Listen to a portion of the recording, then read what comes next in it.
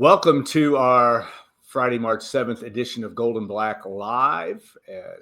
Special show today. All shows are special, but we appreciate Jerry Palm will be joining us here momentarily in segment one. And of course, Sam Allen, who is the donor and former Purdue golfer, that fabulous clubhouse on Cherry Lane in West Lafayette. And Jerry and I are going to have dinner there sometime at the Boiler Prime. It's a really cool spot. Segment three, Tom Dienhart will bring us up to date on Purdue spring football and more as the Boilermakers are getting through their first week of spring practice. I want to thank our sponsors, Triple X on the Hill, but on the level of Purdue tradition since 1929, and State Farm agent Trent Johnson. We appreciate you. All right, we're going to bring on Jerry, and we'll talk. As I always say, we always get Jerry this time of year, and this may not be the busiest week of the year for him, but it's getting there. Obviously, Jerry from college does bracketology for CBS Sports, among other things, and of course, we'll get into all that. But Jerry, first, thanks for taking the time. I know you're in Connecticut. It's a busy time of year for you. Oh, thanks for having me on again. I always like talking Purdue basketball, so this is great. I look forward to these segments. Yeah, it is Purdue basketball, and we're recording before, obviously, Friday night's game at Illinois. And in your world, the question always is, what's on the line for Purdue? We know what's on the line is a double bye in the Big Ten tournament. Purdue basically after Wednesday night's proceedings basically has to win at Illinois to get that double bye. But look from the NCAA perspective, what does Purdue have to gain outside of the obvious of momentum as they head into the NCAA tournament and have a chance to get another quad one win in Champaign on Friday night? Yeah, I mean, that's really what it is. It's an opportunity for another quad one win, against a very good Illinois team that probably, may end up underseeded in this tournament because they've had some unfortunate health stuff going on with this team, and not necessarily injuries, but they've had like a flu bug go through the team and got to the point where they weren't even doing handshake lines for a couple of games because of the malaise that was going through the squad. And I'll tell you what, though, that team that played at Michigan the other day, that's kind of what we expected of Illinois this season, a team that could contend for the conference title. And this is a very good Illinois team that I believe will be underseeded in the NCAA tournament because the committee can't really do much about, injuries and illness. Results are results. And, so Illinois, though, and obviously a big game for Purdue always, with a rivalry with Illinois and games in Champaign. So it's always fun. It's an important game for Purdue in terms of the Big Ten tournament. It's an important game in terms of trying to stay as a top 4 seed in the NCAA tournaments. But obviously the Big Ten tournament is still going to have something to say about all of that. How much do you see Purdue's and again, I know this all can change in the next 10 days or so before Selection Sunday. Is Purdue where you have? I think you have Purdue on a 3 seed line, or you did in the most recent bracket I saw this morning. Yeah. Where are you looking at? Where can Purdue get to a 2? And can they drop as low as a 5 or a 6 if things don't go well here? If they lose, let's say, their next 2 games. Yeah, I don't think 6 is likely. They just play too good a schedule. I guess it depends on who that first game in the Big Ten tournament is. We don't know. So, if it turns out to be, somebody that's really not a contender, like Rutgers or somebody like that, and you lose that game, that matters more than if you're playing Oregon, for example, which is an NCAA tournament team. So, that matters as well. But, for Purdue, I've got them number 12 overall. So that is the bottom of the 3 line. And really they are there ahead of teams with some better records because of Purdue's strength of schedule and non-conference performance. Purdue, especially the last, really several years, will go out and really challenge themselves in non-conference play. And I think it serves them well, not just in terms of setting themselves up for the Big Ten, but also for NCAA tournament consideration. It felt like Purdue was trying out for the SEC this year. It played 4 SEC games, split them. it's a kind of a thing where I think Purdue's in pretty good shape. They'll probably get seeded better than their record will indicate, but they need to, and I'm sure want to finish strong so that they can get the best possible seed. You look at that and you say, and it is a funny thing in terms of how many Big Ten teams are going to get there.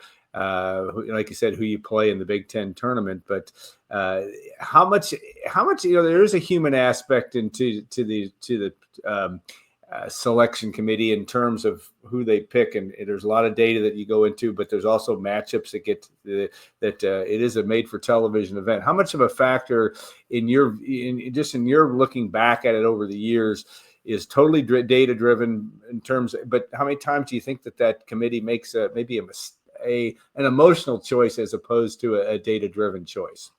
I would definitely say not an emotional choice.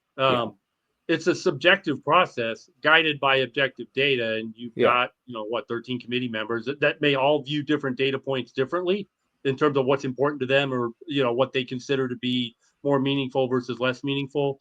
But it's nobody's like first of all, they don't create matchups that people think, oh well, this assistant coach used to be an assistant for the other guy, and they don't even know stuff like that. Yeah. And certainly there are so many bracketing rules. Even if you wanted to create matchups like that, you probably can't.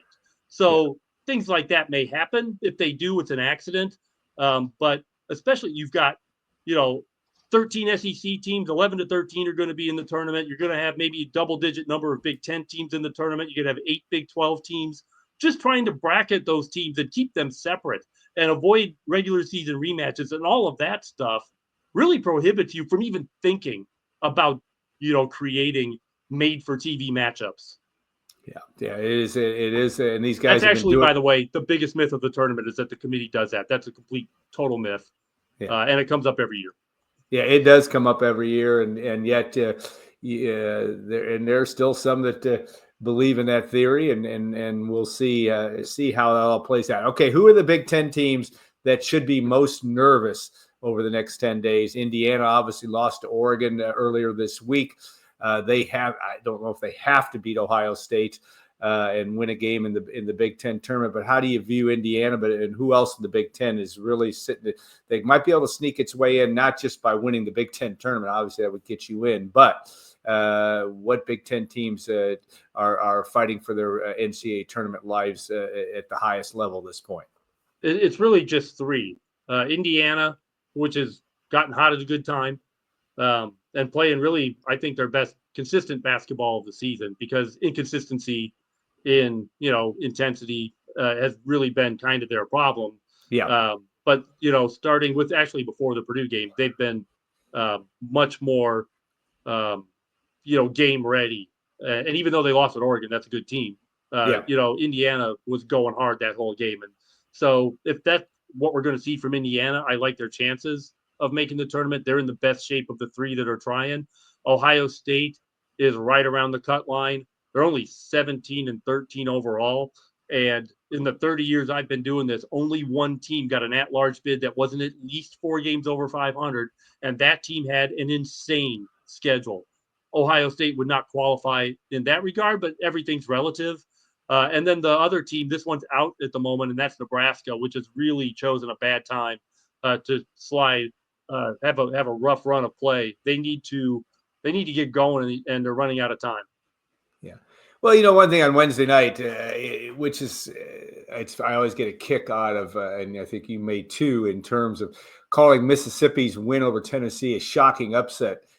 They're not an upset. They're at home. And I mean, I don't even know what the line was for that game. I'm guessing that Tennessee was a slight favorite. But my point is, even Purdue at Illinois, again, I would expect Purdue to be an underdog on Friday night. But just talk about that. It's that it's different in the NCAA tournament when you're playing in neutral sites. But how do you balance that part of it of losing road games in the SEC or the Big Ten?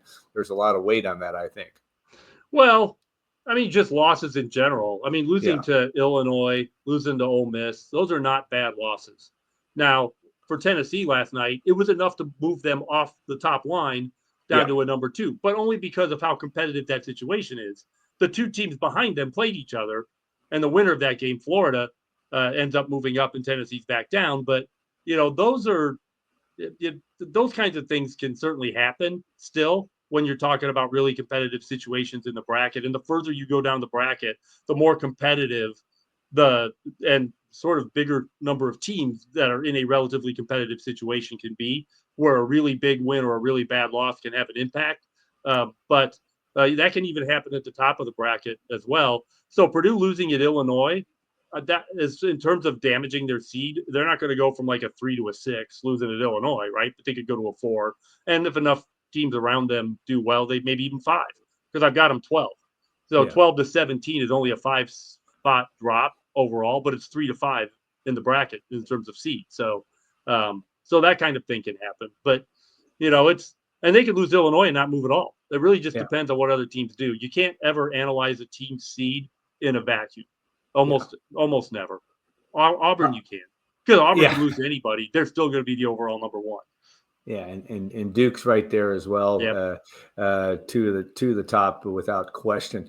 All right, you're always great. I love this. I know you did well on your SATs. Well, that's stated the obvious in terms of analytical.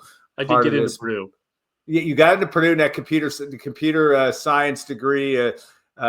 Maybe, as you always say or have written before, you're maybe one of the few media members with not only on a national level that's from Purdue, but secondly that CS degree is a big thing. But tell me where. Okay, I love to hear this, even though we're still 10 days out or so from Selection Sunday.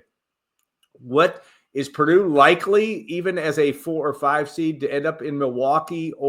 And I think you have Purdue in Providence. Tell us the thought process between Milwaukee, Cleveland, and maybe getting shipped out, because they do like to put teams closer to as close as possible to their home court. But tell us some of the factors that are at play there. And we're talking for the second and third rounds of the tournament. Yeah. So it's actually a pretty rote process. They take the number 1 team and put them where they ask to be, which is almost always whatever's closest, right? But the number 1 unless team you're Georgetown, yeah. And then they go down the line. Number 2, closest site available to them. Number 3, number 4 for the first and second rounds in the regional. For the top 16 teams, it's the regionals as well. But it's the availability that matters. So, if they get to Purdue and Purdue's 12 and they've already got 2 of those teams in Milwaukee, Milwaukee's not an option, right? So, we'll just say, for example, Marquette and Wisconsin are ahead of them. Well, Marquette can't play in Milwaukee. But, 2 other Midwestern teams, or like Iowa State, would be closer to Milwaukee. Teams like that Purdue may not have room in Milwaukee. So the higher Purdue is up the S curve, the 1 to 64 list, the better chance they have of getting the first and second round site that they want. And then in terms of the regional, usually if you're the 4th team on your line, like Purdue is, you're kind of getting what's left. Because they can only do so much. And once a region, there are 2 of each of those teams is going to be in, the 4 regional sites. So it's only really what's available by the time they get to you, but they go 1 through 16 in order, and they try to put you to the closest region they can. And then they have to balance the bracket after that. So sometimes you get switched out anyway, out of regions, not sub-regions. They'll move your sub-region with you. But it's a nightmare this year because you've got 6 or 7 SEC teams in the top 16. I have 5 Big Ten teams in the top 16 today. And there's usually 3 or 4 Big 12 teams. So most of the top 16 is 3 leagues. And trying to keep the teams separated as best you can is just a nightmare. I spend more time bracketing 1 through 16 than I do almost anything else. Interesting. That's really interesting. So, in other words, Purdue fans, though it would have been a nice goal, and it's still, I suppose, it's possible to getting to Indianapolis. First, you got to win 2 games if you're Purdue, but getting to Indianapolis for the regional, not a strong likelihood at this point, at least where Purdue sits. Yeah, I mean, like I said, it depends on what other teams are doing and where Purdue falls in that top 16 thing. And the closer you are to 16, the less likely you are to be in a place that you like. Yeah, well said. All right, you get a chance. I don't know how many times. I don't think I've run into you. Maybe once this year in Mackey Arena. I'm not sure. How many times have you been in Mackey? And also, kind of give your evaluation of Purdue right now. The Boilermakers I've got three marquee players, is maybe two and one, but this is a very good basketball team, but a very, very different basketball team than last year when the Boilermakers got to the Final Four. Well, yeah, you don't have the National Player of the Year. Yeah. And, it's Zach Edey was a unicorn, and not just in the sense of how good he was, but just how big he is and how good he is. I mean, you just don't see guys like that in college basketball almost ever. And so, that was a unique experience and great for Purdue. This team is obviously very different. Their tallest starters, Trey Kaufman-Renn at 6'9". I guess Caleb is 6'10". So, they're not playing. I mean, they're playing through the post, but it's a different play through the post because Trey's game is so much different than Zach's. It's excellent. I mean, that hook shot's undefendable. But you've got the best point guard in the country, I believe, in Braden Smith. You've got an excellent post in Trey Kaufman-Renn, very different than what they've had before. And then the guys around them are really good at playing roles. I think the freshmen, CJ Cox, Jakari Harris in particular, have really stepped up their games and have filled in, like CJ Cox starts, Jakari comes off the bench, but both of those guys, when they come in, they play defense. And you know how it is with Painter. If you can't play defense, you're not going to really see the floor much. And so those guys have really done a good job playing defense, even when their shots aren't falling or whatever else is happening offensively isn't working for them. The defense shows up, and they both had moments this year where they've had big time runs in games. And you think of CJ Cox in that Alabama game, he basically had that personal 9-0 run that won that game. That's, I think, the loudest I've ever heard Mackey Arena when I was in it. So this is a team that's deep, and they've got guys that play roles, and Purdue's always have guys that play roles, and and that they're happy to play those roles. So that's always been an important part of the Purdue culture, and this team seems to be pretty tight knit, which is always good. And I like the way they bounced back off that 4-game losing streak. So I think Purdue has a legitimate chance to play in the Sweet 16 and then see what happens after that in this NCAA tournament. And I've been there more this year than I usually. It's hard for me to go to a lot of games, but I went to probably 4. But I have a son in Boyle Brass this year, so I wanted to go more often. Yeah, and it's still a great experience there. All right, well, last question for you: what's in that maybe that 5 through 12? What's a team that you've watched this year that you said, boy, this could be a team that could be a dark horse, not necessarily for the Final Four, but to make a deep run? What are some of the teams that you like that are maybe not being talked about? Here's one, and I'm not even sure where they're going to be seated because I don't know if the committee is going to really like them, but I'll give you Memphis. Memphis is just, quietly going through the American Conference, took a couple losses there. But they beat some pretty good teams outside the league, which, they have to do because they know they can't get anything from their league. But Memphis is a team that I just think that's flying under everybody's radar. Now, I don't know if they're going to get a good enough seed to make the Sweet 16 or whatever, because I believe the committee's going to underseed this team. They're one of those teams that's got weird metrics. Their predictive metrics are very low, and the resume measuring metrics are very high. And they're actually kind of the opposite of Gonzaga. And then another team that may end up in the middle of the bracket that I kind of like is St. Mary's, the champion of the West Coast Conference. They didn't really do enough outside the league to get a really good seed, but that's a very good team. And once they get into the NCAA tournament, they're probably going to be a tough out. Yeah, going to be always interesting. In basketball terms and college sports terms, it's the best time of the year, and it keeps Deary hopping, keeps him out of the taverns, as I say. So we appreciate you so much, Jerry. We in your expertise, we'll be watching closely as we get close through championship week and tournament week next week, and then of course the NCAA tournament. All right, and good luck in your travels and all the things that you do as you get ready for the tournament. Thanks. It's always good to talk Purdue basketball. All right, we will be back in a couple minutes as Sam Allen will join us, the Purdue former Purdue golfer that is has his name on the new facility on Cherry Lane, one of the best golf facilities in the country, coming up, and a lot to talk about there as well. Tom Dienhart will join us in segment 3. So stay tuned. 2 minutes. We'll be back for Golden Black Live.